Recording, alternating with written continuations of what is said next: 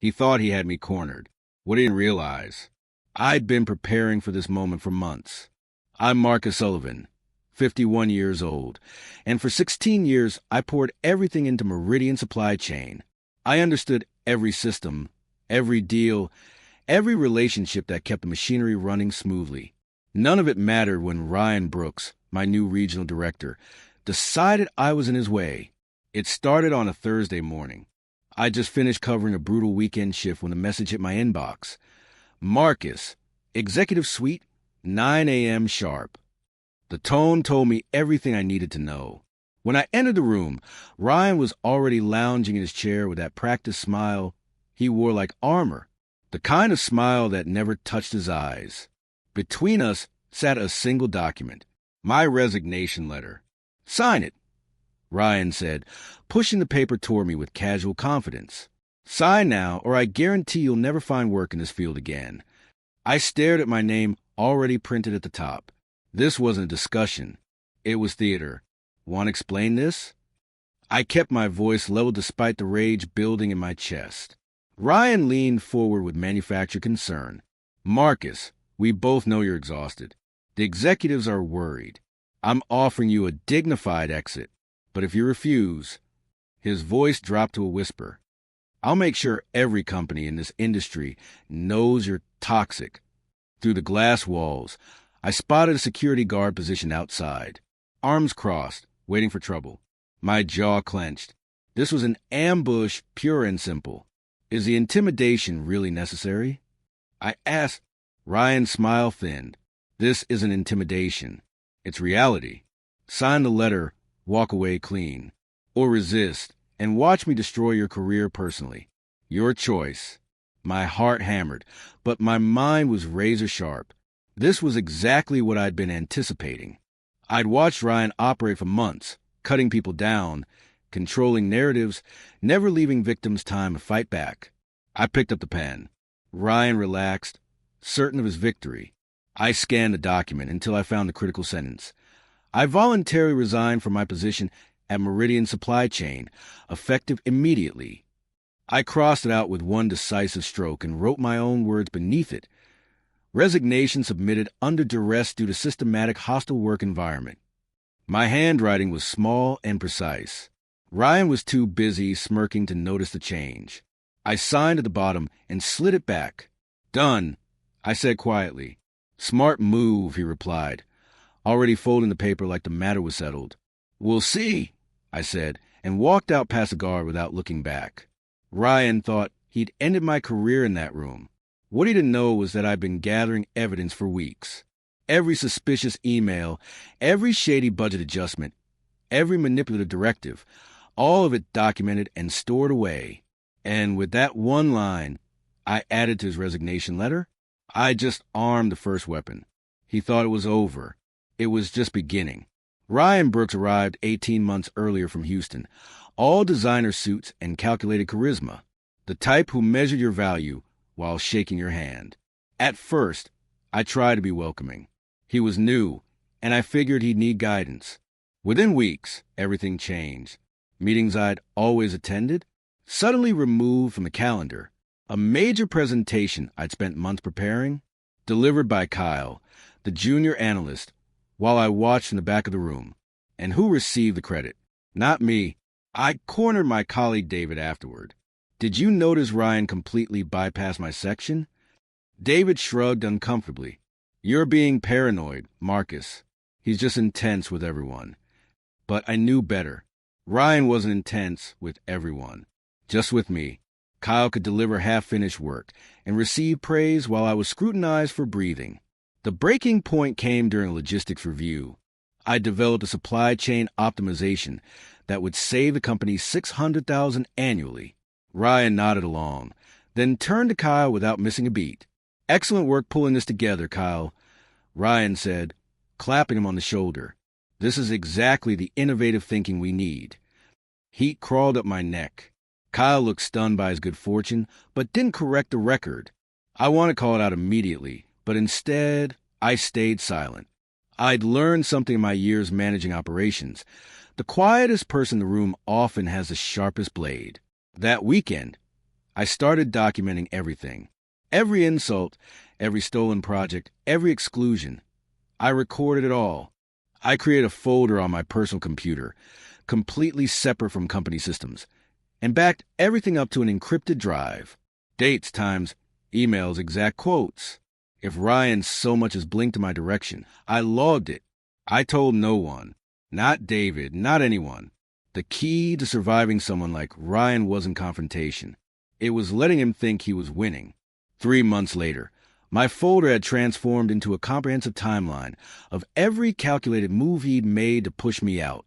I had screenshots of credit theft, emails deliberately excluding me, even audio recordings of his contradictions in meetings. The day I realized the strategy, I stopped feeling like prey and started feeling like a predator. Ryan had authority. I had evidence. And I was going to use every bit of it. The first irregularity was subtle. A $23,000 transfer between budget categories. Move from operational improvements to consulting services. No authorization signature, no paper trail, no justification. In 16 years at Meridian, I'd seen plenty of accounting errors. This wasn't that. This was deliberate. I stayed late that night, cross-referencing quarterly reports. I compared vendor invoices against delivery schedules and matched them with executive bonus cycles. A pattern emerged, faint but unmistakable. Every time Ryan's bonus period approached, certain expenses would surge, then mysteriously shrink weeks later. Someone was shuffling money to inflate the right metrics. The next morning, I walked into Ryan's office with printouts. I found some unusual adjustments in last quarter's numbers, I said, placing the pages on his desk. He barely glanced at them. Finance approved those, he said dismissively. Right, I said carefully. But typically any line item transfer over 1,000 needs dual sign-off. Ryan leaned back with that salesman's grin. Marcus, you're overthinking this. Let me worry about the strategic stuff. You stick to operations. Translation, stay out of my business. But I'd worked in procurement long enough to recognize when numbers didn't add up. And these numbers reeked. I started pulling every report I could access. Nights blurred into mornings as I sat in my home office. Coffee growing cold while spreadsheets glowed on my screen. I discovered shell companies with no physical addresses. I traced invoices using identical templates, down to the same formatting mistakes. I copied everything onto my encrypted drive, emails, scanned documents, screenshots.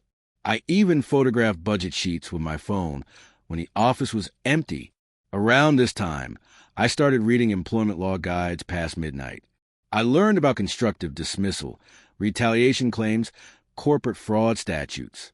I kept notebooks full of legal terminology and potential strategies. I wasn't just a supply chain manager anymore. I was training to become my own investigator. Every night, I'd close my laptop around 3 a.m, eyes burning, brain wired. I'd lie in bed staring at the ceiling, thinking about how Ryan walked around like he was invincible. One evening, while sorting through another stack of invoices, I found something that made me sit bolt upright. A vendor called Summit Business Solutions had billed us $21,000 for consulting work. I'd never heard of them. When I searched online, I found only a mailbox address in a strip mall and a business registration listing Ryan's brother-in-law as owner. That's when I knew this wasn't just office politics. It was a kickback scheme hiding in plain sight.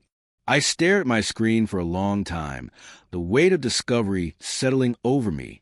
I wasn't just fighting a boss trying to eliminate me. I was sitting on evidence that could expose something far bigger.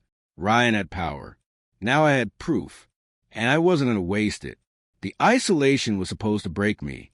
Instead, it sharpened my focus. It started with my annual review. For over a decade, I've been rated exceeds expectations, praised for keeping operations running flawlessly. But that year, Ryan's evaluation painted me as resistant to change, unable to collaborate, and struggling with modern management approaches. I looked across the conference table, pulse pounding. Struggling to collaborate? Ryan, I've been leading cross-functional projects since before you arrived. What exactly changed? He gave me that slick smile. Marcus, this isn't personal. We need leaders who can adapt. Maybe you're too stuck in old methods. Noted, I said, sliding the report back. 2 days later, my office was emptied. Ryan sent an email about a strategic reassignment to a converted storage room near the loading dock to be closer to inventory systems. The truth? It was exile. A windowless room that smelled like cardboard and diesel, barely large enough for a desk and computer. Then came the impossible deadlines. 12-hour turnarounds on reports that normally took 3 days. Budget forecasts that needed complete rework overnight because Ryan claimed my numbers were inaccurate. Every time I met the deadlines, often staying until midnight while the building emptied, he'd just assigned something more ridiculous. One afternoon, Greg from HR stopped by while I was eating a cold sandwich. He glanced around nervously. "Marcus, can we talk?" We met in the cafeteria, far from cameras and glass walls. Greg lowered his voice. "Look, I'm not supposed to tell you this, but he's building a termination case. Poor reviews, impossible tasks, isolation. It's textbook. He's waiting for you to fail." I nodded slowly. "Thanks for the heads up, Greg. You need to protect yourself. Document everything." "I already am," I said, "and I'm not just protecting myself. I'm going to turn this around." That night, I reviewed my encrypted folder. Emails, budget discrepancies, timestamps of every strategic move Ryan made. The more he isolated me, the more obvious his tactics became. Instead of breaking me, it had the opposite effect. My focus crystallized. I worked with surgical precision, meeting every metric while quietly collecting evidence of the impossible tasks he assigned. One night around midnight, I stood in that storage room, fluorescent lights humming above me. I looked around at the dusty shelves and forgotten boxes. This was meant to humiliate me, to force me out. Instead, it became my war room. Ryan was testing how far he could push before I snapped. What he didn't realize was that I wasn't bending. I was building something far stronger than he expected. Pressure doesn't crush steel. It tempers it. After walking out Meridian with my resignation, I drove straight to Linda Chen's office. Linda specialized in employment law and corporate misconduct. I'd known her through a mutual contact, but never needed her professionally until now. She reviewed my notes, the folders of emails, the flash drive I handed her. Every few pages, her eyebrows climbed higher. "Marcus," she said finally, looking up at me, "you've got them in a stranglehold. This isn't just wrongful termination. This is constructive dismissal and potential fraud. If this goes to court, they're in serious danger." "Good," I said, my voice steady despite my clenched fists. Linda smiled, not politely, but like someone who sees the other side has no idea what's coming. "We'll start with a formal complaint. Everything in writing. Emails, recordings, documentation. HR won't be able to ignore this." The next morning, while I drank coffee at my kitchen table, Linda sent a complaint to corporate HR. Within an hour, my phone buzzed. "Mr. Sullivan," the HR representative said, voice too cheerful to be genuine. "We received your letter.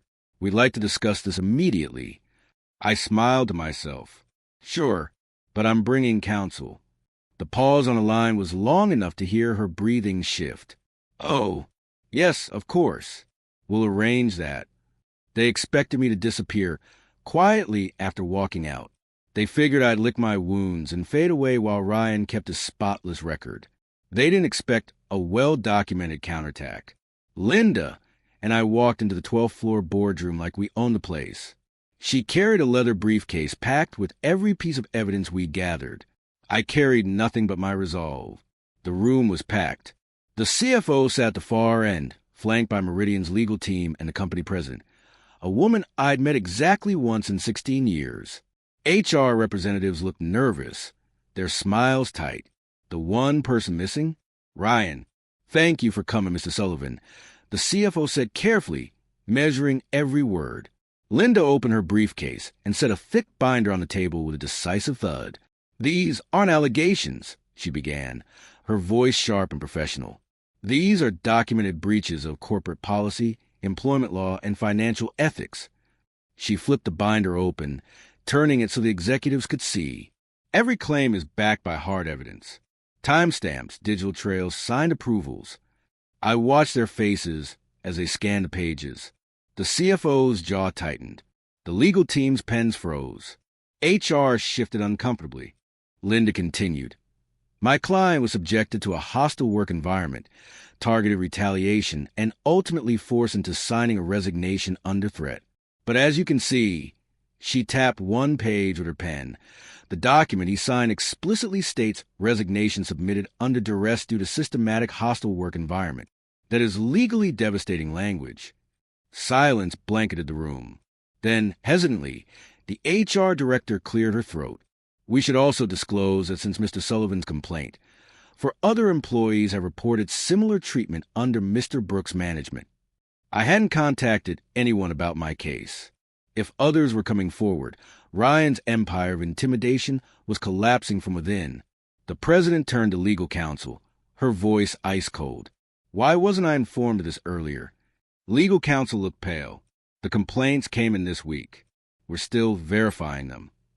Linda slid another stack of documents across the table. You won't need much verification.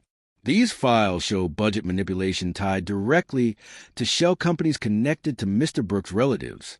If necessary, we'll take this to state authorities. For a moment, nobody spoke. Then the CFO exhaled slowly. Marcus, what outcome are you seeking? I leaned forward, hands flat on the table.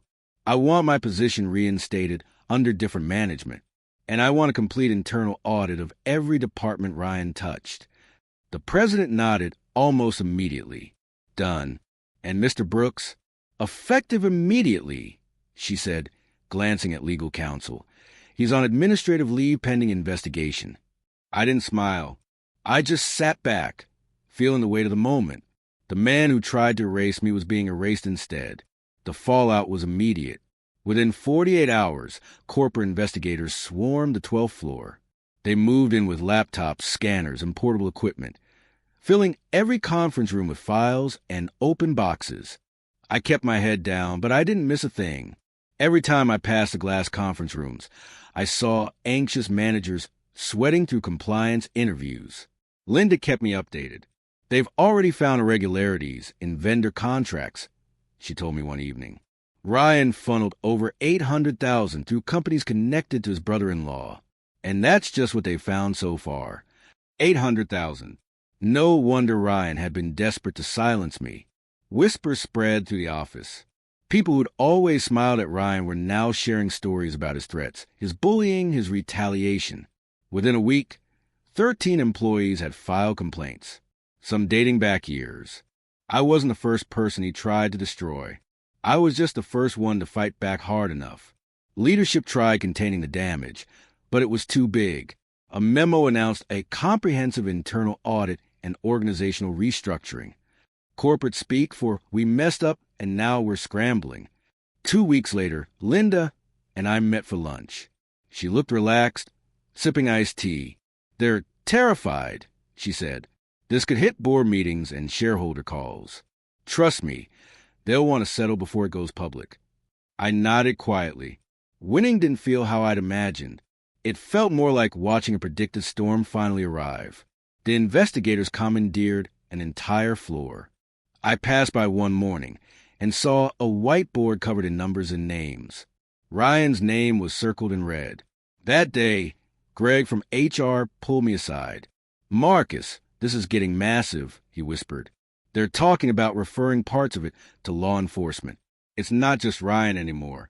There are directors, maybe even a VP tied to these contracts. The rot went deeper than I'd imagined. Ryan had built his empire on intimidation and greed, but higher-ups had either ignored it or enabled it. Now the entire structure was crumbling. That night, Linda called with a tone half serious, half triumphant.